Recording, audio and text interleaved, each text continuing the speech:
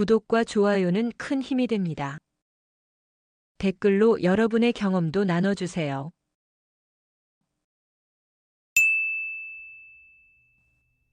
어렸을 땐 이렇게 소심하지 않았던 것 같은데 내가 이렇게 소심한 사람이었나?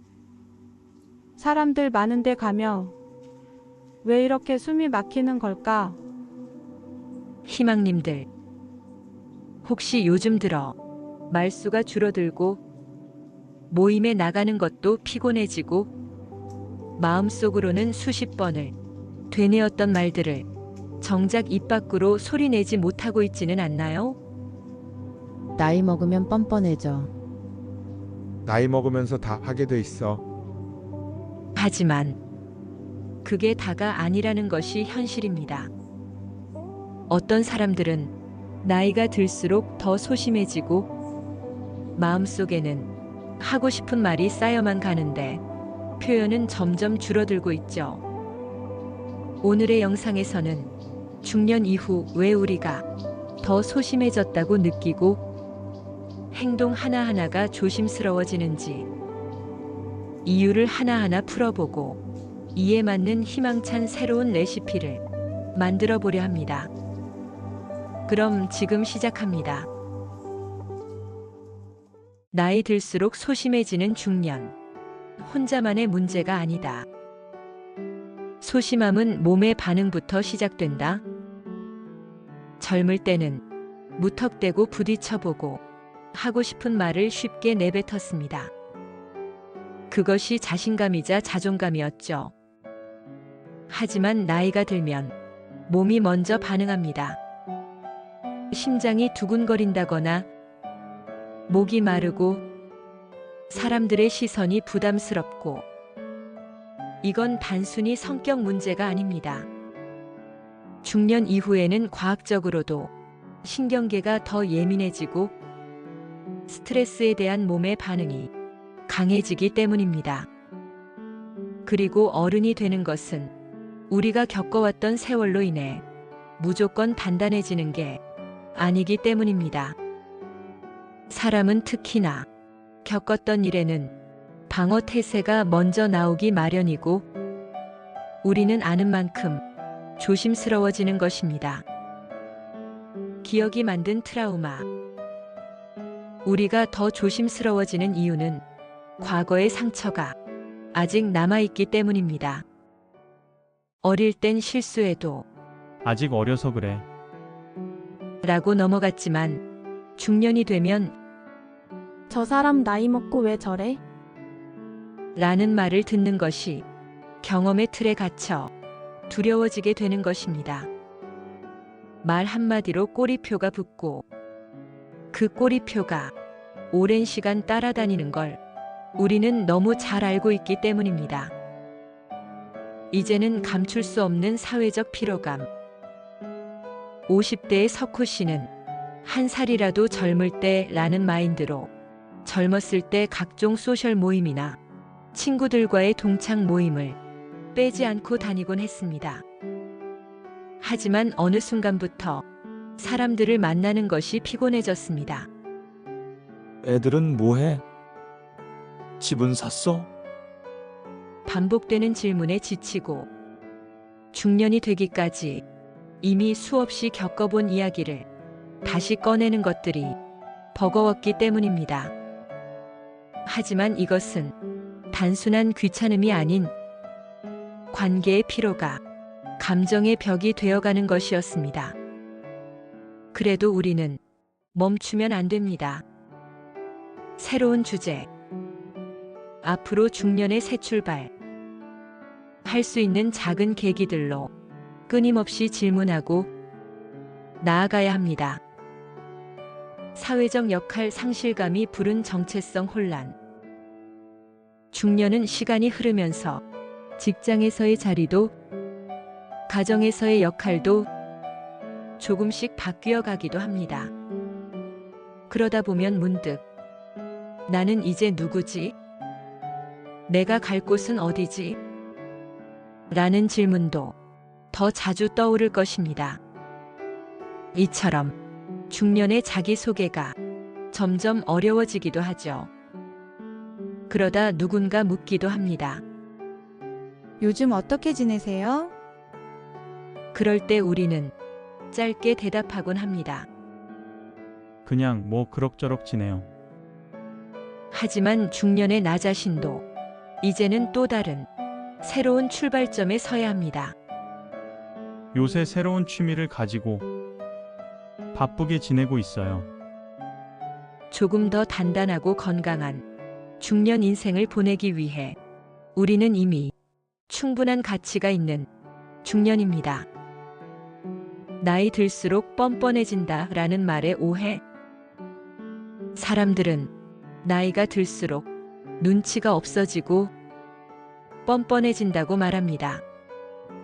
하지만 실제로는 나이가 들수록 마음이란 더 복잡해지고 관계의 파장까지 계산하게 됩니다. 그래서 더 말을 아끼고 더 소심해지는 것이죠. 이처럼 자존감이 무너질 때 소심함은 더욱 극대화가 됩니다. 내가 별 볼 일 없는 사람이 된 것 같아. 누가 내 이야기에 관심이나 있을까?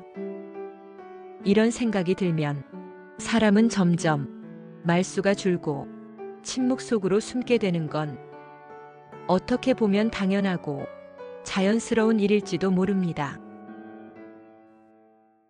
그렇다면 소심함에서 벗어날 수 있는 작은 연습들에는 무엇이 있으며 우리 중년들이 앞으로 어떻게 해나가야 좋을까요? 오늘의 중요한 레시피입니다. 밑줄 긋고 별 표시 3개. 희망 레시피가 전하는 중년의 소심함을 이겨내는 작은 연습법. 함께 따라 해보세요. 첫 번째, 마음속 대본은 버려라. 생각한 대로 흘러가지 않아도 괜찮습니다. 사람들은 원래 내가 준비한 대로 듣고 반응하지 않기에 이를 받아들이고 마음을 차분하게 내려놓으세요. 두 번째, 거절하는 연습부터 해라. 따라하세요. 죄송하지만 이번엔 어렵겠어요. 그건 제 방식과 조금 달라서요. 이런 거절의 한마디가 당신의 에너지를 지켜줍니다. 진짜 소심함은 싫다고 말하지 못하면서 커지게 되는 것입니다. 때로는 나의 감정을 솔직하게 표현해 보는 것은 어떨까요? 세 번째, 내 목소리를 녹음해 들어보라. 내가 내 목소리를 들어보는 것도 의외로 큰 연습이 된다는 것을 아시나요? 익숙하지 않은 일이지만 이런 작은 습관들로 말투, 톤, 속도 등의 자그마한 교정만으로도 자신감을 충분히 불러올 수 있습니다. 네 번째, 내 이야기를 한 줄로 정리해 보기. 나는 이러한 사람이다. 나는 혼자 산책할 때 마음이 편한 사람이다. 나는 오늘 작은 한순간에 감동을 받았는데 나에겐 소중함을 깨달은 시간이었다. 이러한 간략한 나의 한 줄 소개. 이 한 줄만으로도 당신의 정체성을 다시 세워주기도 하고 다시금 나는 어떤 사람인지, 내가 무엇을 좋아하는 사람인지 바로 나 자신부터 해줄 수 있음을 잊지 마세요. 다섯 번째, 작은 모임부터 새롭게 시작해라. 큰 모임이 부담된다면 무리하지 말고 작은 자리부터, 소규모의 작은 만남부터 시작해보세요. 1대1도 괜찮습니다. 무엇이든 첫 시작이 어렵지만 시작만 한다면 어렵지 않다는 것을 우리는 누구보다 잘 알고 있습니다. 소심함은 이런 연습으로 조금씩 줄어들기도 합니다. 사람들은 말수가 적은 사람을 무뚝뚝하다고 하지만 사실 그는 가장 많은 것을 마음속에서 이야기하고 있다. 한나 아렌트. 철학자이자 교수였던 그는 말 없는 침묵 속에도 사유와 진실이 담겨 있고 그것이 인간 존엄과 자유를 지키는 힘이 된다고 말하며 이 철학에는 겉으로 보이는 말수만으로 사람을 단정 짓지 말라는 메시지도 담겨 있습니다.